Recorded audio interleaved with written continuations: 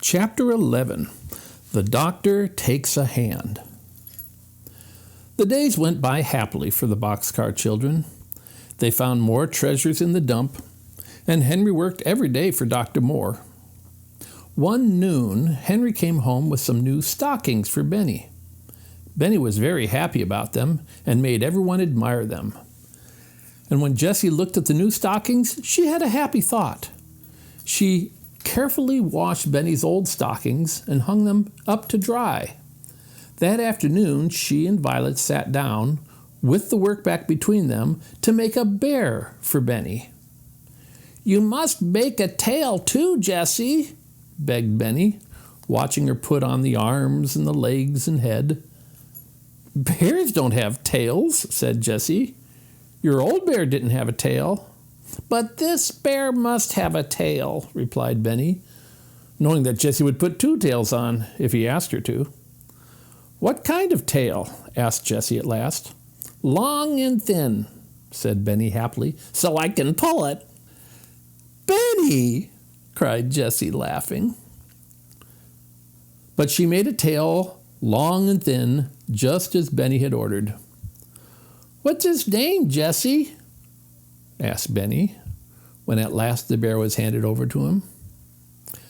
"I haven't thought about a name," replied Jessie. "Why don't you think up a nice name for him?" "Well, you made him out of my old stockings. Let's name him Stockings." "All right, Stockings it is," agreed Jessie, trying not to laugh. And from that day on, the bear's name was Stockings as long as he lived, and he lived to be a very old bear indeed. One afternoon, Jessie saw how long Benny's hair was getting, and she cut it with Violet's scissors. Benny stood quietly while she did it. But while his sisters were getting supper, he said to himself, "Jessie cut my hair. I'll get Violet's scissors and cut Watch's hair. He will look better." He found Violet's scissors and made Watch lie down on his side. Then he began to cut the hair off. Benny said, "Good dog, Watch. You were Jessie's dog, and so I will cut a J in your hair. Hold still now." Watch lay still, and Benny began to cut a J. It was not a very good J, but it looked a little like one. Soon Benny had cut off all the hair on one side, with a J in the middle. He stood admiring his work, and just then Jessie came to see what he was doing. "Benny!" she cried, "what are you doing?" Then she began to laugh. "Oh, Violet, come and see," she called. "Watch looks so funny." Jessie laughed and laughed until she almost cried. Violet laughed until she did cry.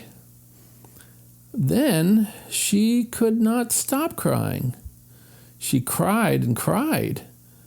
At last Jessie made up her mind that Violet was really sick. "You must go to bed, Violet," she said. She helped her carefully into the boxcar and put pine needles all around her and under her. Then she wet a handkerchief in the cold water of the brook and laid it on her little sister's hot head. "I wish Henry would come home," said Jessie. "What shall we do?" When Henry came at last, he looked at Violet and said that maybe she had a cold.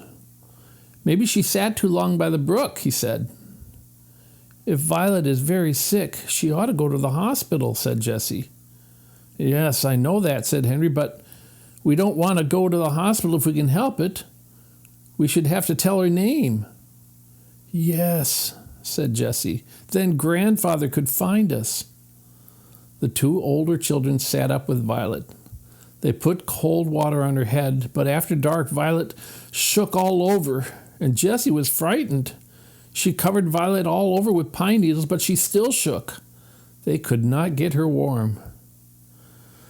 "I'm going to get Dr. Moore," said Henry. "I'm afraid Violet is very sick." Then Henry started to run. He ran even faster than he had run in the race.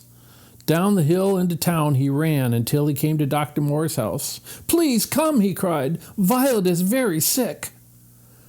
The doctor said, "Come and get into my car."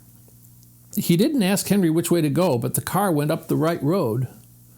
When they came to the woods, he said to Henry, "Stay here in the car." He ran alone up the hill to the boxcar. It seemed like magic that he knew where to go.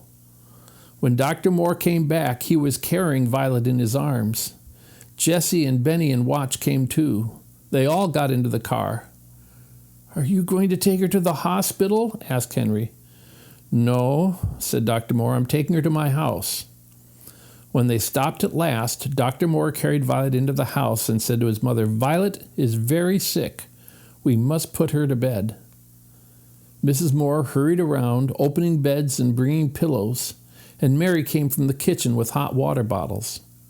After a while, Violet began to get warm. Then Mrs. Moore came to get the other children. "You must stay here all night," she said.